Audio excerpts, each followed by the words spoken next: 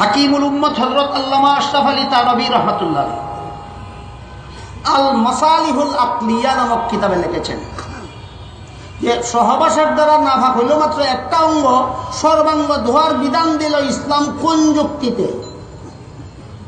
প্রশ্ন বুঝতে পেরেছেন?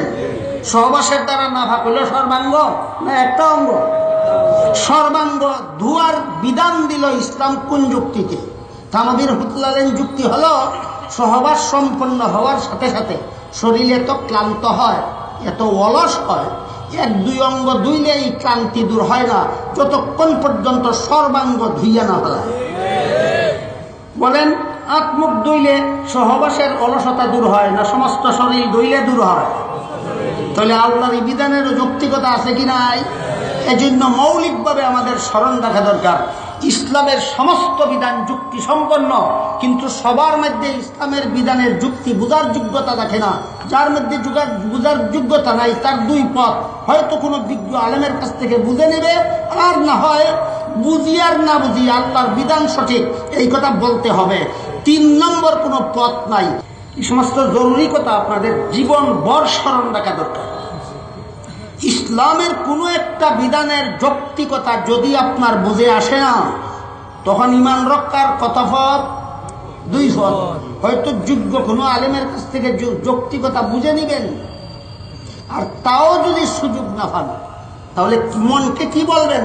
তুমি বুঝো আর না বুঝো আল্লাহর বিধান ঠিক আছে। তুমি বুঝো আর না বুঝো আল্লাহর বিধান ঠিক আছে, তবুও ঈমান রক্ষা। যখন বলবে ইসলামের বিধানটা অযৌক্তিক, তখন ওই তুমি বেঈমান। ঈমান রক্ষার 2 পথ, হয়তো আলেম থেকে বুঝে নেবেন ইসলামের বিধানের যৌক্তিকতা কি, আর না হয় মনকে বুঝাবেন আমি বুঝি আর না বুঝি আল্লাহর কথা ঠিক আছে। এই প্রসঙ্গে একটা ঘটনা আপনাদের শুনবে। মাওলানা আশিকে এলাহি বুলন্দ শহরী নামের একজন বিখ্যাত বুজুর্গ ছিলেন উপমহাদেশের।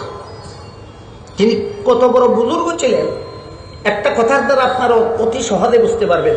তিনি আল্লাহর কাছে দোয়া করতেন, আল্লাহ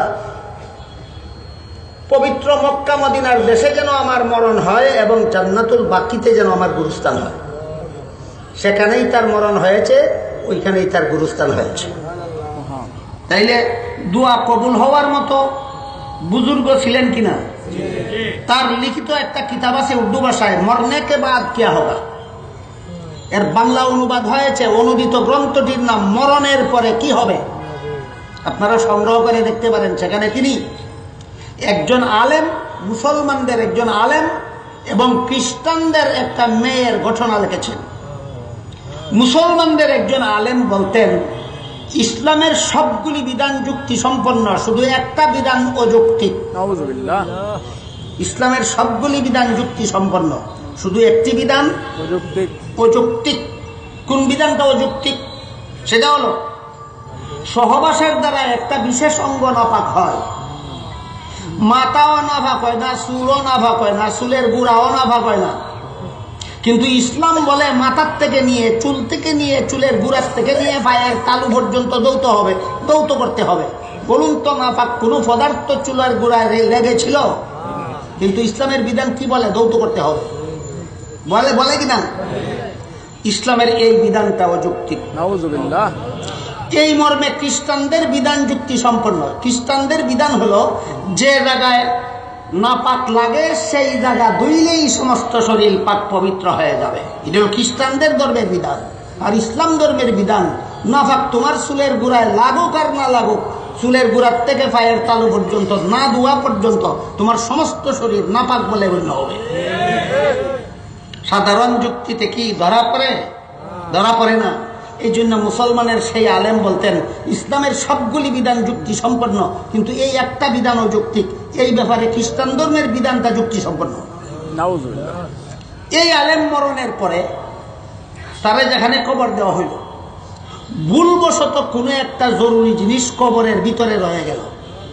আপনারা বিজ্ঞ মুফতি সাহেবদের কাছ থেকে ফতোয়া নিয়ে জানতে পারেন, এমন কোনো জরুরি বিষয় যদি দাফন করার সময় কবরের ভিতরে থাকে, তাহলে সেই জিনিসটা কবর থেকে বের করার জন্য আবার কবর খনন করা জায়েজ আছে। সেই জরুরি জিনিসটা আলেমের কবর থেকে বের করার জন্য ওনার কবর আবার খনন করা হলো। খনন করার পরে দেখা গেল এখানে সেই আলেমের লাশ নাই, একটা পরিচিত খ্রিস্টান মেয়ের লাশ, একটা পরিচিত খ্রিস্টান মেয়ের লাশ। যেহেতু খ্রিস্টান মেয়েটা পরিচিত ছিল, এই জন্য মেয়ের পরিবারের লোকদেরকে বলা হলো, তোমাদের মেয়ের লাশ যে আমাদের কবর আলেমের কবরে পাওয়া গেল, তাহলে আমাদের আলেম গেল কোথায়? তোমাদের মেয়ের কবরটা খুদে দেখার দরকার। তারা অনুমতি দিল, তাদের মেয়েকে যেখানে দাফন করেছিল সেই কবর খুদে দেখা গেল খ্রিস্টান মেয়ের কবরে আছে সেই আলেমের লাশ। ইসলামের একটা বিধান কি এর বিধান যুক্তিসঙ্গত নয়, এই ব্যাপারে খ্রিস্টানদের বিধানটা যুক্তিসঙ্গত। এই একটা মাত্র ইসলামের বিধানের যৌক্তিকতা বুঝতে ব্যর্থ হওয়ার কারণে এই আলেম কুরআন হাদিসের আলেম হওয়া সত্ত্বেও আল্লাহর কাছে খ্রিস্টান বলে গণ্য হয়ে গেছে। বুঝে থাকলে এবার বলুন, আমাদের সমাজে কি পরিমাণ মুসলমান আছে যারা ইসলামের বিধানের চেয়ে ইহুদি খ্রিস্টানের বিধানকে বেশি যুক্তিসঙ্গত মনে করে? তাহলে এরা আল্লাহর কাছে কি গণ্য হয়ে আছে? খ্রিস্টান গণ্য হয়ে আছে, কোনো সন্দেহ নেই। ইসলামের কোনো একটা বিধানের ব্যাপারে যে মনে করবে ইসলামের এই বিধানটা যুক্তিসঙ্গত নয়, এই ব্যাপারে ইহুদিদের বিধান যুক্তিসঙ্গত, খ্রিস্টানদের বিধান যুক্তিসঙ্গত, আল্লাহ পাক রব্বুল আলামিনের কাছে সেই ব্যক্তিটা আর মুমিন মুসলমান বলে গণ্য হয় না, সেই ইহুদি এবং খ্রিস্টান বলে গণ্য হয়ে যায়। যেমন ইসলামের বিধান হলো মুসলমানের নারীরা পর্দায় থাকবে, ইহুদি খ্রিস্টানের বিধান হলো পর্দা একটা কুসংস্কার। বলুন, নারীর পর্দাকে কুসংস্কার ইসলামের বিধান বলে না ইহুদি খ্রিস্টান বলে? এবার বলুন, আমাদের বর্তমান সমাজের শতকরা কতজন মুসলমান আছে যে পর্দাকে কুসংস্কার বলে না? তাহলে যে সমস্ত নামদারি মুসলমানেরা ইসলামের পর্দা বিধানকে কুসংস্কার বলে, এরা আল্লাহর কাছে কি মুসলমান গণ্য হয়ে আসে না ইহুদি খ্রিস্টান গণ্য হয়ে গেছে? ইহুদি খ্রিস্টান গণ্য হয়ে গেছে। দুইটা চোখ বন্ধ করে দেখো, মুসলমানের কবরে তোমাকে পাওয়া যাবে না, ইহুদি খ্রিস্টানদের কবরে তোমাকে পাওয়া যাবে।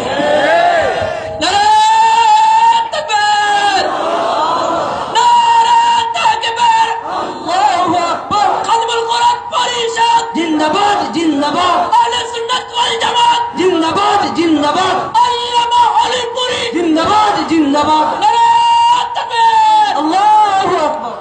এবার লোকেরা ওই খ্রিস্টান মেয়েটার পরিবার বর্গকে জিজ্ঞাসা করল, তোমাদের মেয়েটার আমল কি ছিল? একজন মুসলমান আলেমের কবরে তার লাশ পাওয়া গেল। তারা বলল, আমাদের মেয়েটার ভালো কোনো আমল ছিল না, আমরা যতটুকু জানি আমাদের মেয়েটা মাঝে মধ্যে বলতো ইসলামের বিধানগুলি সঠিক। দেখুন, নামাজ নাই, রোজা নাই, ইবাদত নাই, বন্দেগী নাই, সুন্নত নাই, নফল নাই, শুধু ইসলামের বিধানগুলিকে সঠিক বলে বিশ্বাস করার কারণে খ্রিস্টান মেয়েটা আল্লাহর কাছে মুমিন মুসলমান গণ্য হয়ে গেল। আর একজন আলেম কুরআন জানে, হাদিস জানে, শুধু ইসলামের একটা মাত্র বিধানকে অযৌক্তিক বিশ্বাস করার কারণে আল্লাহর কাছে খ্রিস্টান বলে গণ্য হয়ে গেল। বুঝে থাকলে এবার বলুন, ইসলামের কতটা বিধান আছে অযৌক্তিক?